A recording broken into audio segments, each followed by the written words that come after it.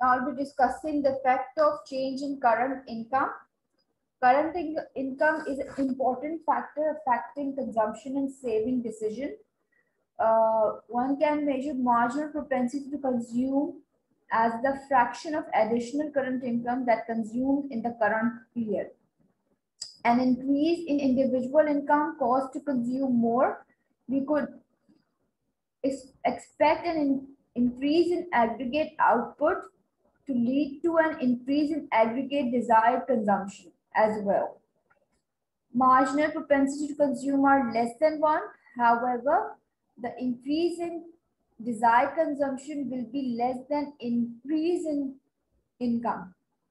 Not all of the increase in income is spent. Desired national saving will be also rise when income rises, right? There could be effect of change in expected future income on optimum consumption combination. Let's assume that a consumption decision will depend not only on current income but also on income that one expect to earn in future. For example, an individual who is currently not employed but who has a contract to begin a high paying job in 3 months will probably consume more today than another unemployed individual with no job prospects.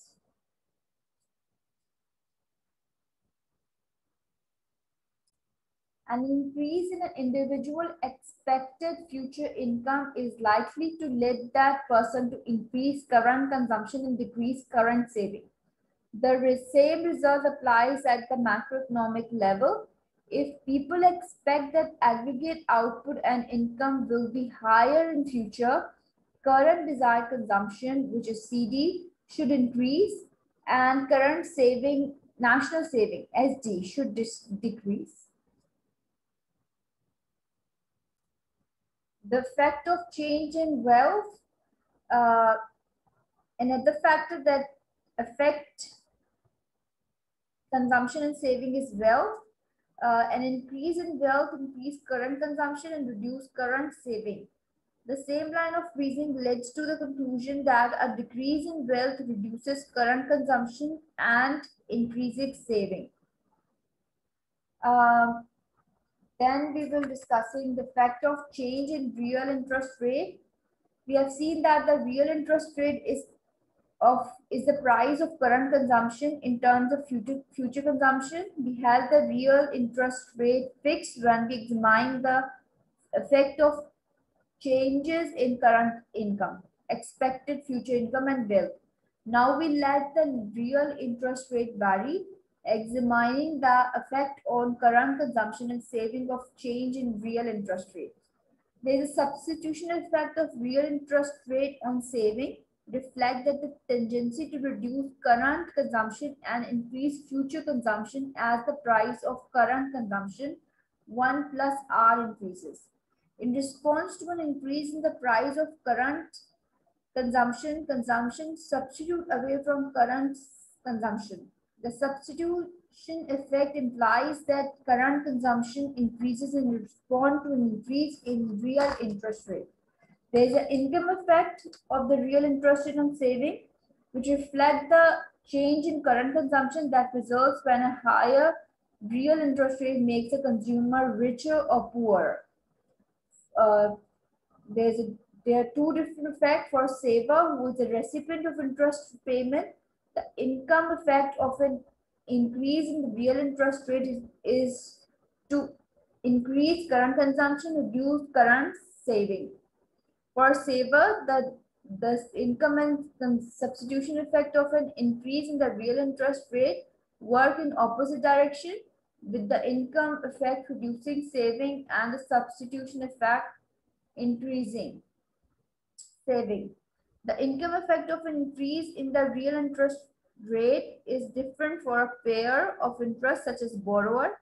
An increase in the real interest increases the amount of interest payment that a borrower must make, thereby making the borrower unable to afford the saving levels of current and future consumption as before. the increase in the real interest rate. For a borrower, the income effect of an increase in real estate is to increase saving. Thus, both the substitution effect and income effect of an increase in the real interest rate increasing the saving of a borrower.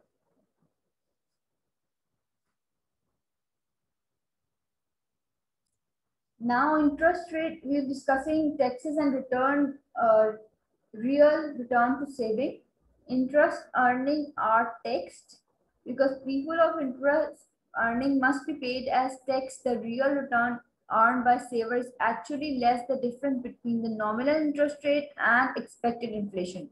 A useful measure of the return received by saver that recognize the effect of taxes is expected after tax real interest rate payment.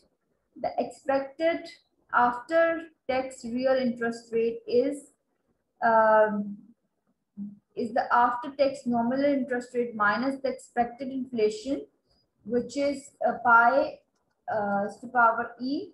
You can write it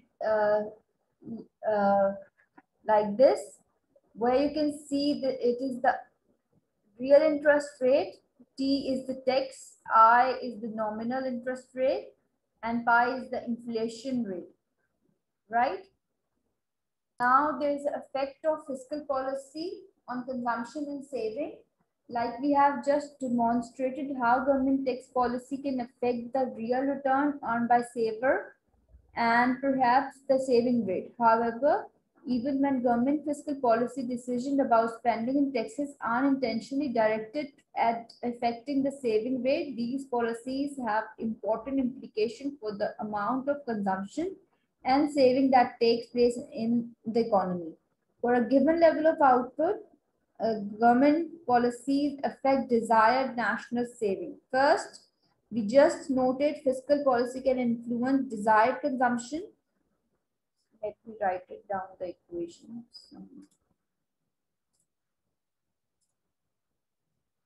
Like you know that desired saving is equals to income minus desired consumption minus government spending, right? Government purchases G, a fiscal changes that reduces desired consumption by $1 will at the same time raise the desired national saving, right? If the different G can change, it can affect the national saving by $1.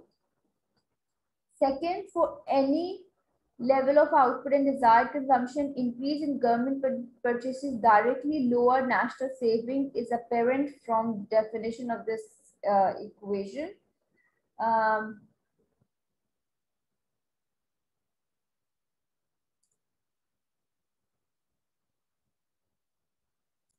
Now, government purchases can changes in the consumption because they affect price sectors or tax burden.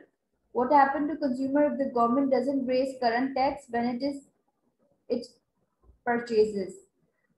The analysis in this case is more subtle. If the government doesn't raise current taxes, it will have to borrow the amount, some amount, like suppose it's 10 billion to pay for the extra spending. The government will have to repay the 10 billion it to borrow plus interest. Some in the future implies that the future tax will have to rise. If taxpayers are clever enough to understand the increased government purchase today mean higher tax in the future, households expected future income will fall and again they will reduce desired consumption, right? What about the effect on desired national saving?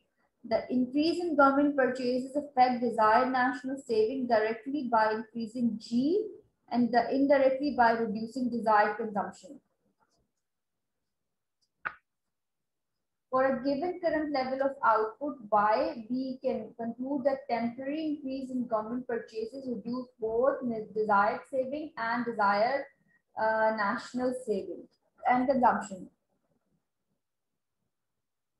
Now, the effect of taxes. Suppose that government purchases remain constant, but the government reduces current taxes, consumer will not increase consumption when taxes are cut.